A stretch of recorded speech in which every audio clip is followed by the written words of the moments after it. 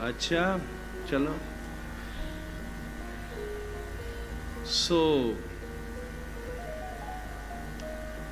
सही बात है, गारी सुनावे की परंपरा हमारे यहाँ इसीलिए है कि नजर न लगे महाराज, इसीलिए बड़े प्रेम से।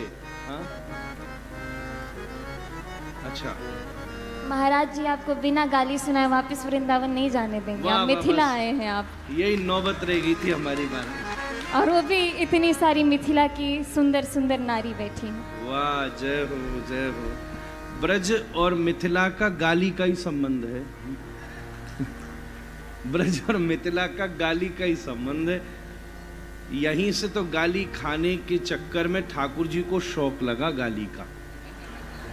अभी तक तो स्तुति होती थी, पर जब ब्याह करके गए तो ऐसी गारी परी कि ठाकुर जी बोले यार जो श्रुतियों में सुख नहीं है वो गाली में सुख है, हमें और सुननी है। तो सब वृंदावन वाले बोले कि तुमने वहां 10 मिनट सुनी, हम तुम्हें 10 वर्ष सुनाएंगे महाराज।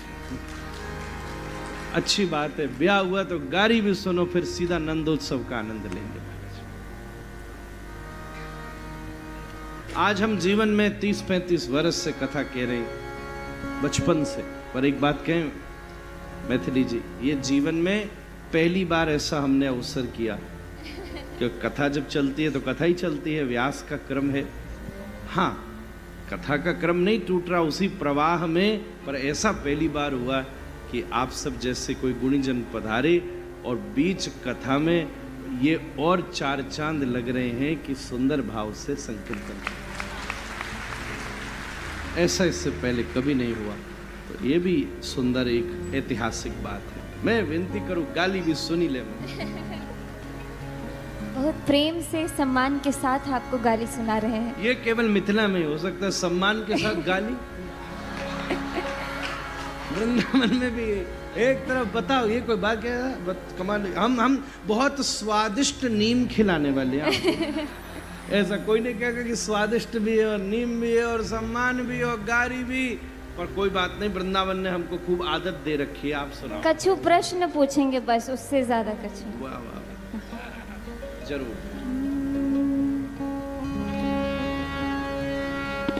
राम जी से पूछे, राम जी से पूछे जनकपुर के नारी, बता दो बबुआ लोगवा देत काहे गारी, बता दो बबुआ लोगवा देत काहे गारी, बता दो बबुआ।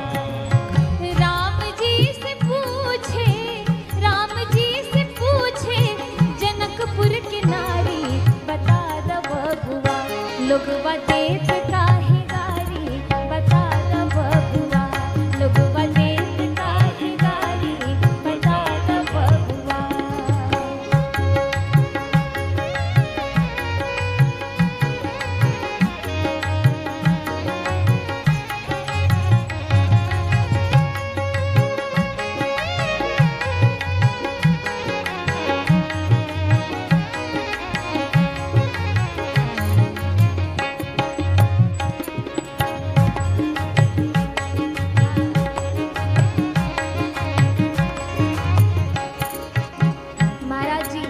प्रश्न भगवान राम से और सारे भाइयों से पूछते हैं।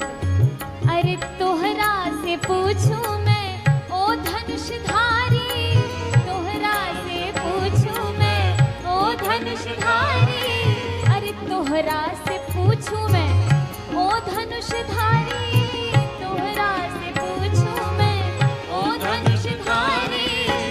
एक भाई गोर काहे, एक भाई गोर काहे, एक काहे कारी, बता दो बबुआ लोगवा देत काहे गारी, बता दो बबुआ लोगवा देत काहे गारी, बता दो बबुआ।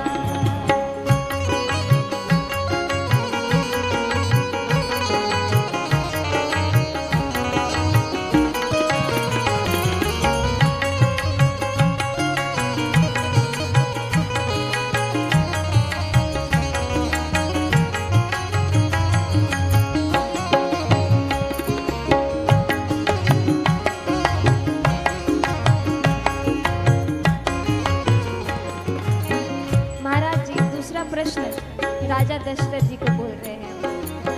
राजा दशरथ जी कलनी होशियारी, राजा दशरथ जी कलनी होशियारी, अरे राजा दशरथ जी कलनी होशियारी, राजा दशरथ जी कलनी होशियारी। एकटा मरद पर तीन तीन गुनारी, बता द बबुआ लोगवा देत काहे गारी, बता द बबुआ लोगवा देत काहे गारी, बता द बबुआ। अब जैसे आप गुरु जी के बारे में बोल रहे थे, गुरुदेव लेकर के आए राम जी को, तो उन गुरुदेव को मिथिला की नारी क्या बोलती हैं? अरे ई बूढ़ा बाबा के पाकल पाकल दाढ़ी, ई बूढ़ा बाबा के पाकल पाकल दाढ़ी, ई बूढ़ा बाबा के पाकल पाकल दाढ़ी, ई बूढ़ा बाबा के पाकल पाकल दाढ़ी। देखन में पाकर खाए भर थारी, बता द बबुआ लोगवा देत काहे गारी, बता द बबुआ लोगवा देत काहे गारी, बता द बबुआ। महाराज जी अब अंत में कहथिन स्नेहलता मन में बिचारी, कहथिन स्नेहलता मन में बिचारी, कहथिन स्नेहलता मन में बिचारी, कहथिन स्नेहलता मन में बिचारी। हम सब लागै छी, हम सब लागै छी सरी रोज सारी, बता द बबुआ लोगवा देत काहे गारी, बता द बबुआ लोगवा देत काहे गारी, बता द बबुआ। अरे राम जी से पूछे जनकपुर की नारी, बता द बबुआ लोगवा देत काहे गारी, बता द बबुआ लोगवा देत काहे गारी, बता द बबुआ लोगवा देत काहे गारी, बता द बबुआ लोगवा देत काहे गारी, बता द बबुआ लोगवा देत काहे गारी, बता द बबुआ लोगवा देत काहे गारी, बता द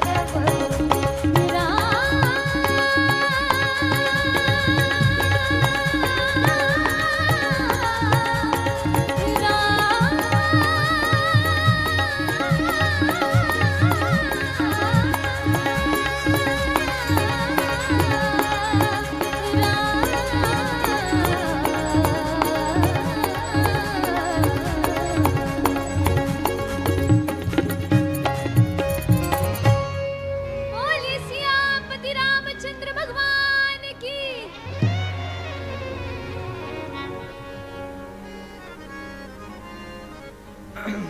इसी गाली को सुनने के लिए बार बार गाली सुनने के लिए श्री ठाकुर जी ने सोची, हम बहुत दिन त्रेता युग में ये आनंद ले लिए, अब हम द्वापर में रोज गाली सुनने के लिए ब्रजवासी होकर आएंगे। और तभी ब्रज में हेमंत का मौसम आया, पर भगवान तो भादों में आएंगे।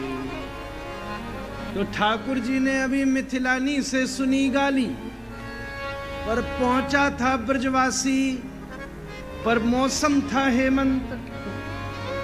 तो फिर दोबारा से बेनी पट्टी के बोले थे संत, ऐसा मत करो। नेक्स्ट रुक जा लाला। तब बोले भादों का महीना आन दो। भागवत जी में अब आप सब इतना सुख ले चुके, कथा को हम इसी भाव से आगे बस प्रणाम कर लेते हैं। श्री रघुनाथ की मंगलमय दिव्य गाथा।